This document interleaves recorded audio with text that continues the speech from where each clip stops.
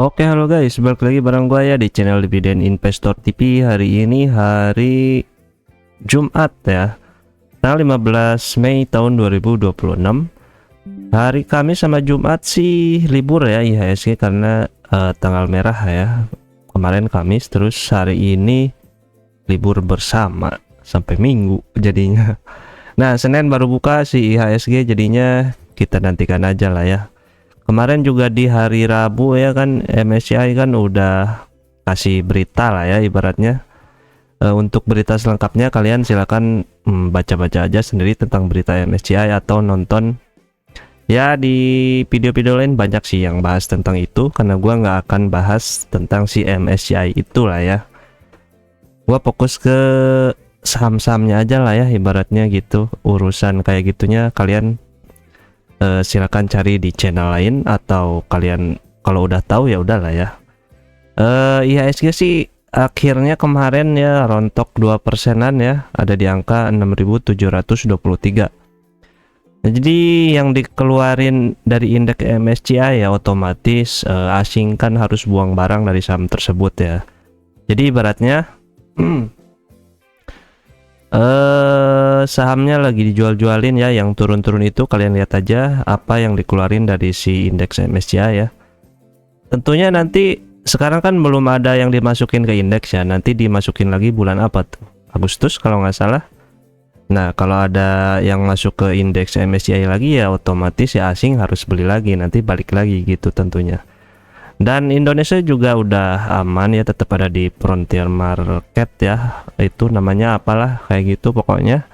Jadi nggak di downgrade sama MSCI ya. Sebenarnya sih untuk kita ya ada plus minusnya ya.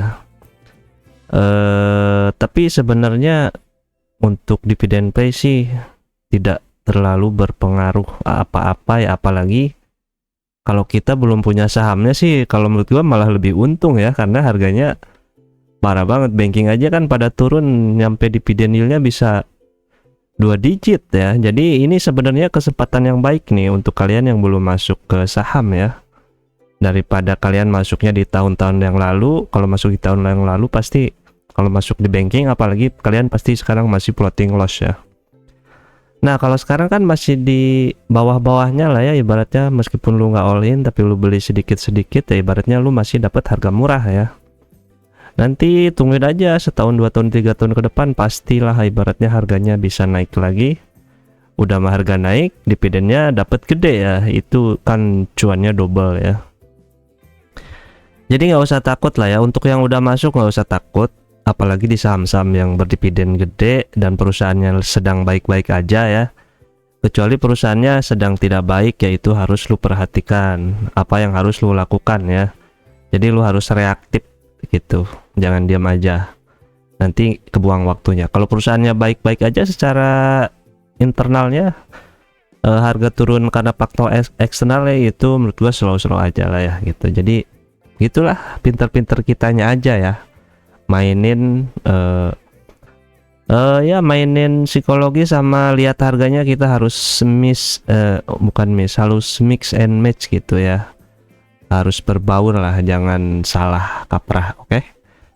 Nah, kemarin di hari Rabu sih transaksinya ya kecil, ibaratnya cuma 14 triliun ya, asing masih buang sih soalnya. Jadi asing juga kemarin masih net sell 1,3 triliun ya. Terus kita lihat top value-nya, dia buangnya di apa? Apakah masih perbankan? Orange ya.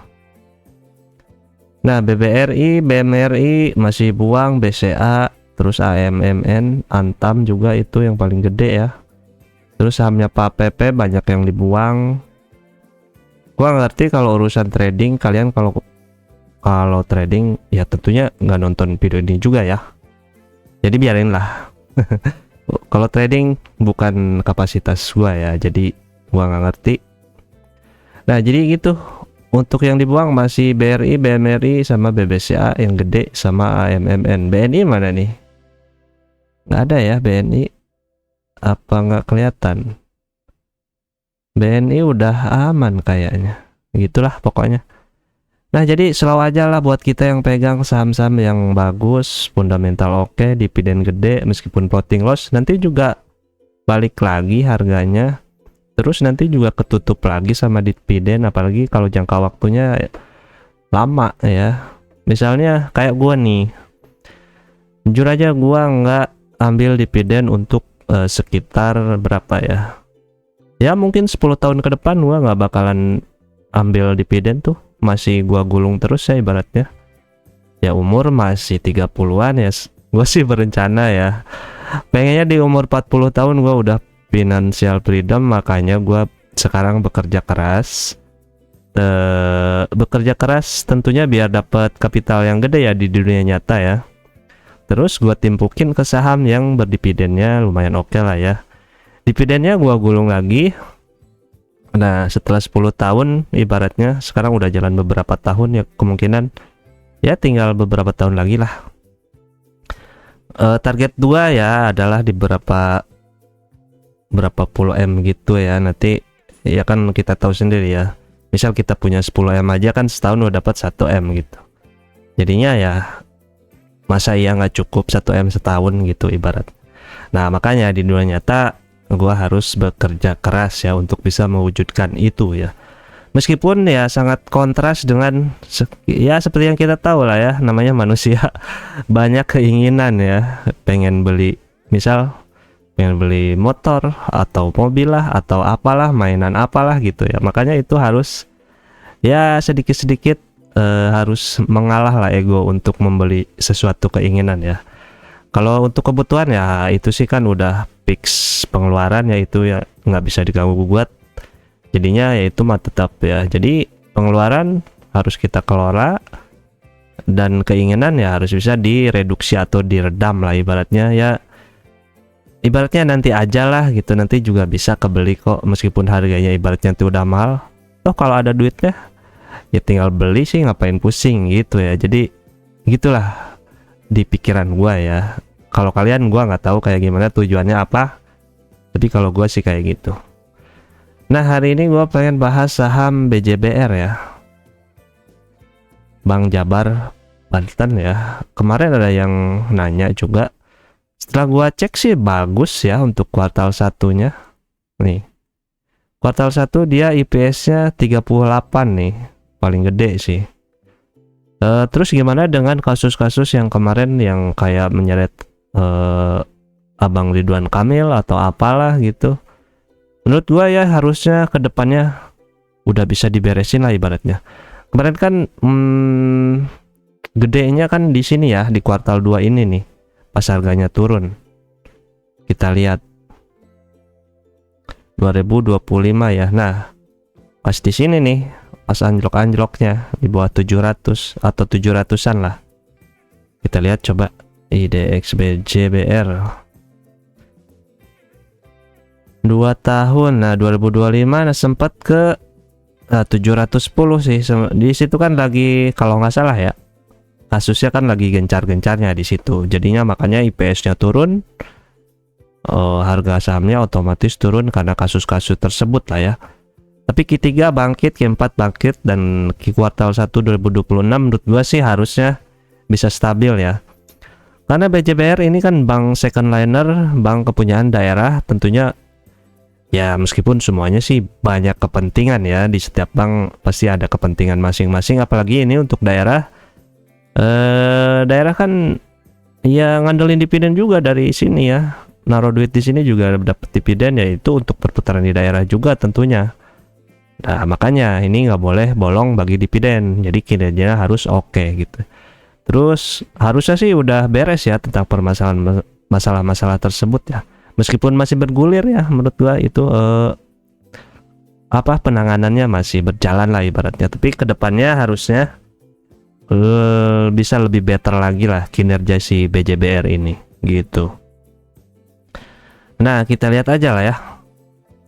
Dia free floatnya aman 24%, transaksi harian juga aman 6M. Jadinya ya lumayan lah buat retail kita, liquid. Lembar saham dia ada di 10,5 juta lembar, 10,5 miliar lembar saham. Harga sekarang 785, market capnya 8,2 triliun ya, lumayan. Equity dia 20 T-an, harga bukunya sih 1964 ya. Ini PBP-nya benar ya, 0,4 kali. Price to book value nih 0,49 ya. Ini 0,4. Set kok 0400 ya. Udahlah, beda dikit. ROE-nya bentar, jangan-jangan ada yang salah. Revenue 416, net income 410 ya.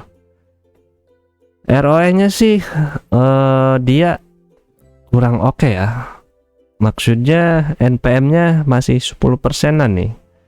Net profit marginnya cuma 9,9 ya, 10% anggap. ROE-nya jadinya 7,94% ya. Untuk bank ini menurut gua masih kecil ya. Biayanya sih harusnya bisa lebih di apa ya, lebih dimaksimalin lagi lah ya, lebih dipres lagi gitu. Untuk liability dia 201 triliun ya. DER-nya sih keren ya, 973 kali, 97 kali, 10 kalian lah dari equity dia ya. Terus PS sekarang di 5 kali, oke. Labaditannya 5,7 triliun ya. Labaditannya juga banyak. Terus revenue dia 4,1 triliun, gross profit marginnya 2,2 miliar. 1, 2, 3, salah, 2 triliun ya. Nolnya 12 nih buntutnya. Secara gross profit sih 50% ya, tapi net profitnya cuma 10%, dapat 410 miliar ya. EPS-nya 39, secara anualis 155. Dia tahun ini udah bagi dividen ya. Nih, corp action. Ex-date-nya 8 Mei ya, baru kemarin, baru seminggu. Dia bagi 85 ya. Seminggu yang lalu harganya, nah di sini nih di 880 lebih ya, 890-an, turun ke 800 dan sekarang ke 785 ya. Turun 11%. Lebih gede sih dari dividennya. Dia dividennya kan cuma berapa perak ya, 85. Wah, ya mirip-mirip lah, 11%-an. Di sini 890, ini 85 perak. Terus mana lagi? Ini BJBR masih ya. Payout ratio dia 78% ya di tahun ini. Untuk tahun buku 2025, nah IPS-nya 155 dikali 78% sama dengan 121 nih, kurang lebih untuk tahun 2026 ya. Ya baginya nanti bulan Mei, berarti kalau lu masuk sekarang sih oke sebenarnya, asal lu sabar ya. Kadang dia 1 tahun sekali ini. Berarti kurang lebih kalau 121 di harga sekarang gede banget sih, 15%. Mantap ini kalau masuk sekarang ya. Jadi lu yang nanya ya, siapa ya kemarin yang nanya? Lu cek lagi lah ini video sekarang. Kurang lebih 15% ya kalau kinerjanya stabil. Kalau menurut gue sih kinerjanya akan stabil-stabil aja, kalaupun ada penurunan ya tipis lah. Kayak sebelum-sebelumnya ini gini nih tuh. IPS-nya 34, 41, 19. Malah turun ya Q4 ya. Gua doain stabil lah ya menurut gua, karena sekarang juga kan gubernurnya kan rada aktif ya, KDM Jawa Barat, jadi harusnya dia bisa jadi satpam lah untuk memantau kegiatan di daerah dia ya tentunya. Jadinya para investor ya ada satpam lah, aman gitu. Gak ada kasus-kasus yang aneh-aneh gitu. Terus kita lihat laporan keuangannya sekilas aja ya, karena gua nggak terlalu paham tentang perbankan ya. Kita lihat aja nih di perbankan ya, aset ya, kas seperti yang kita tahu, kas oke. Giro pada Bank Indonesia oke, ngerti ya.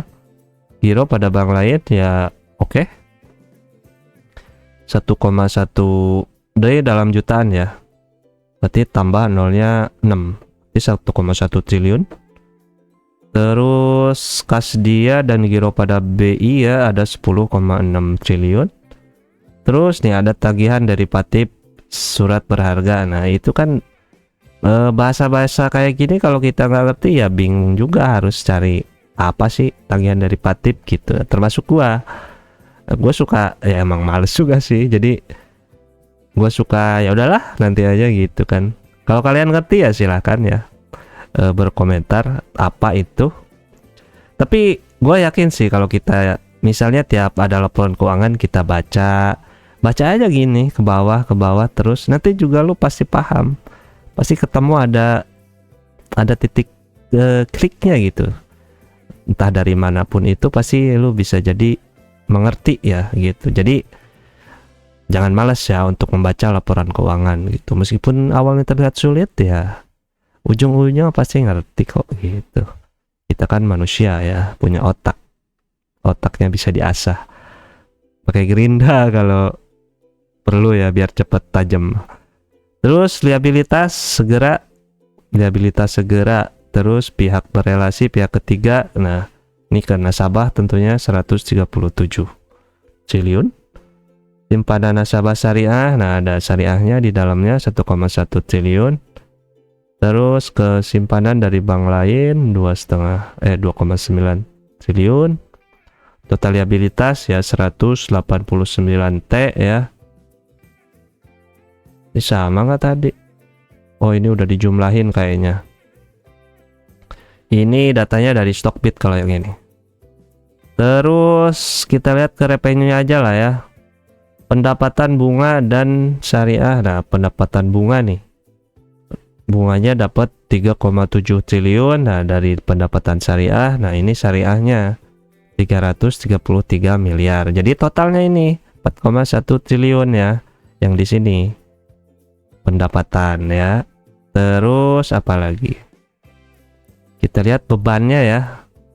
Terus ini ada pendapatan bunga syariah neto bla bla bla. Nah, kita lihat beban operasionalnya. Beban umum, nah kita lihat ya dibanding tahun lalu administrasi turun ya. Nah, bagus nih dari 724 ke 640. Terus untuk tenaga kerja naik. Naik dikit lah 767M ke 782M. Terus ini apa nih? Penyisihan kerugian atas keuangan. Nah, 307 naik nih. Malah naik ya.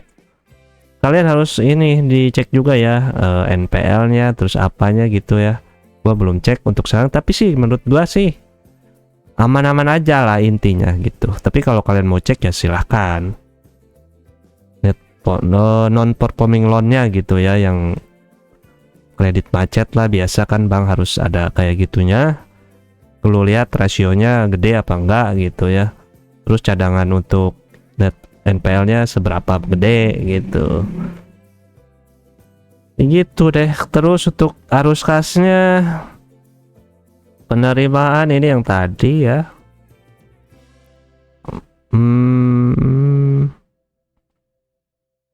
Arus kas neto aktivitas operasi naik ya. Nah gitulah pokoknya untuk perbankan.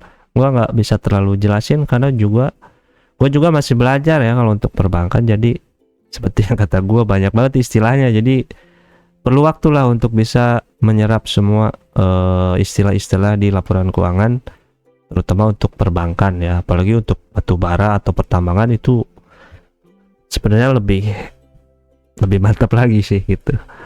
Nah jadi segitulah intinya untuk si BJBR. Menurut gua oke-oke aja untuk tahun depan ya. Lu bandingin aja sama BJTM ya, sebenarnya sih mirip-mirip. Kita lihat ya BJTM kemarin berapa ya dia. Pesan udah gua bahas ya. BJTM 2026 belum ternyata. Pokoknya udah ya. Ya udahlah untuk BJBR kayaknya bagus lah gitu. BJTM next lah gua bahas ya. Oke, segitu dulu. Semoga video ini ada manfaatnya. Dan ingat, karena hutang harus dibayar. Bye bye.